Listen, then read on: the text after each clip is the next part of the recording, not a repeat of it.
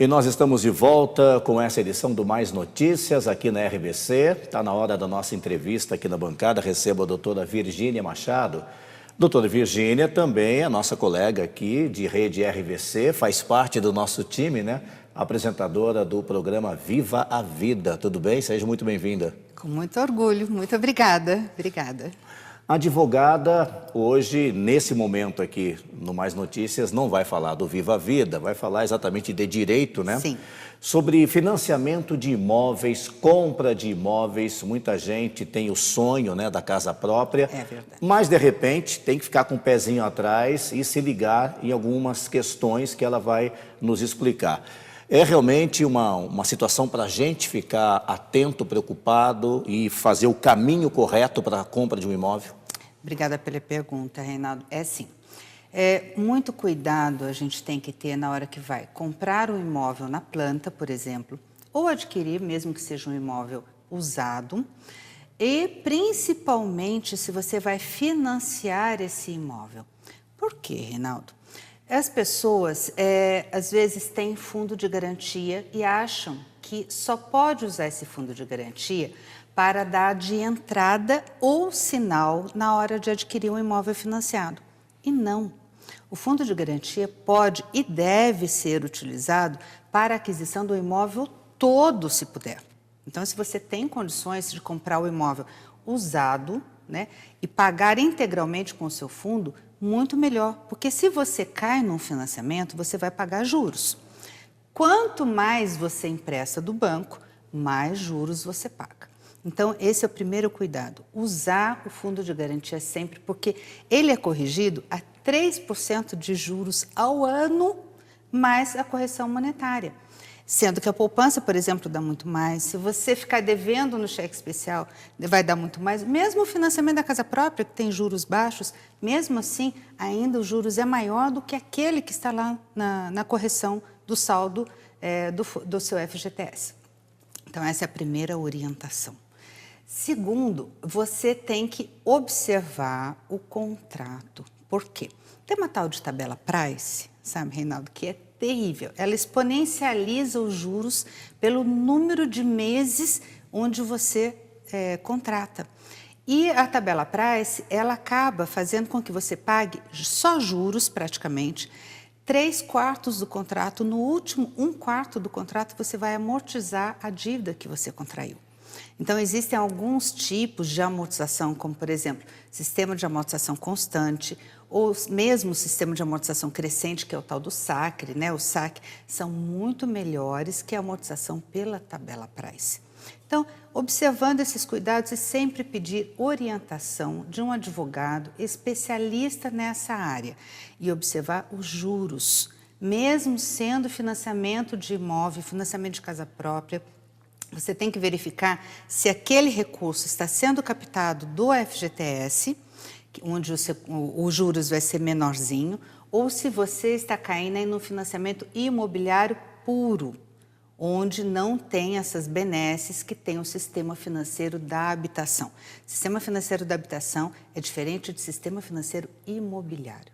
A doutora falou sobre vários meses, né, que a pessoa acaba financiando o seu imóvel. Sim, 20, 30 Há uma anos, determinação de quantos meses, no máximo, de repente, essa pessoa pode entrar nessa dívida? Não? Normalmente depende de banco para banco, sabe? E depende do tipo de financiamento que você vai fazer. Por exemplo, se é sistema financeiro de habitação, onde o banco capta dinheiro lá no FGTS, na poupança, para emprestar para você, ou se é sistema financeiro imobiliário, onde ele diz que ele empresta o dinheiro dele. Na verdade, é o dinheiro de todos nós, poupadores, que ele utiliza para fazer aí... Essa movimentação. Essa movimentação, isso, né? Isso. Então, tem que observar isso. E aí depende, 15, 20, 30 anos. Eu acredito que o máximo agora seja de 20 anos. Os contratos mais antigos iam até 30 anos de financiamento. Agora, quem resolve comprar um imóvel na planta, a pessoa vai lá, vê ali mais ou menos no papel como vai ficar o imóvel e acaba comprando, né? Sim. Tem muita gente que reclama que não recebe depois o mesmo produto que foi vendido, né? De fato, tem muito problema em relação a comprar na planta. Quais os cuidados? Não, olha só.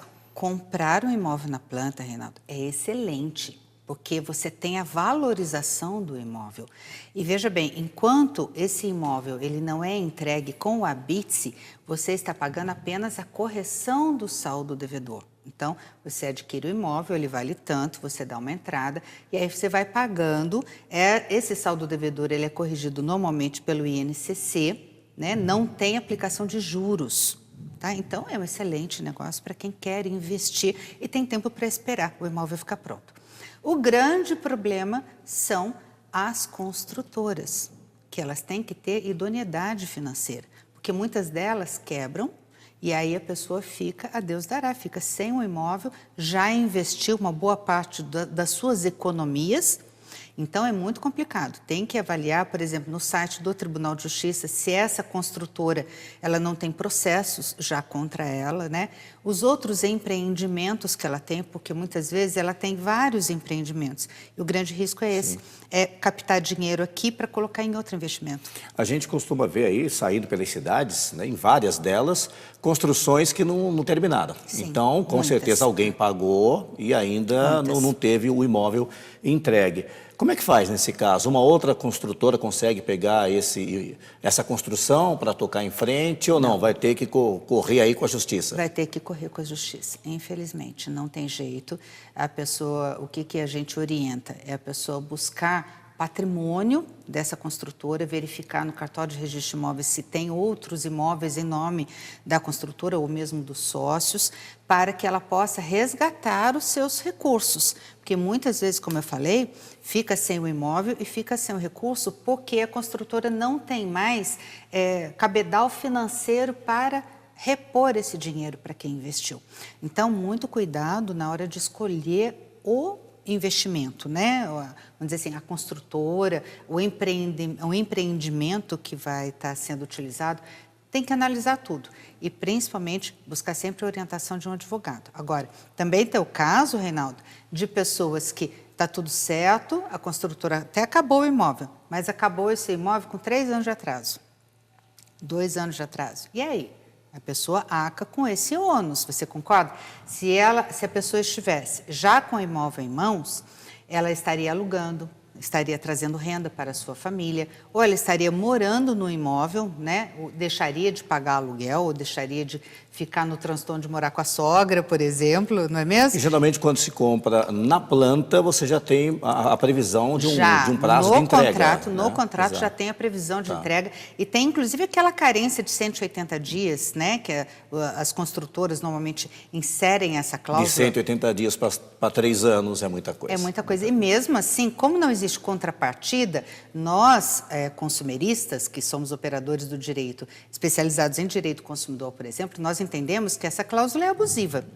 E existe jurisprudência nesse sentido, porque se você ficar 180 dias sem pagar a sua prestação, você vai ter a carência de não pagar juros de mora, por exemplo? Não vai. Então, se não existe contrapartida, é abusivo. Doutora, muito obrigado por ter vindo aqui ao Mais Notícias, esclarecido vários pontos aí para os nossos telespectadores sobre financiamentos de imóveis, dando essas dicas. Obrigado. Tem muito mais coisa, mas a gente retorna, se Deus quiser. Com certeza, e no programa Viva a Vida, que vai ao ar de maneira inédita toda sexta, 9 da noite. Isso mesmo. Também ela tira dúvidas sobre as questões jurídicas. Muito obrigado. Sim, obrigada, eu que agradeço. Doutora Virgínia Machado foi a nossa convidada. Estamos encerrando essa edição do Mais Notícias. Obrigado você que nos acompanhou. No nosso site você também nos acompanha, redervc.com.br. Tem o nosso e-mail, né? contato@redervc.com.br. Lá você dá sugestões de pauta.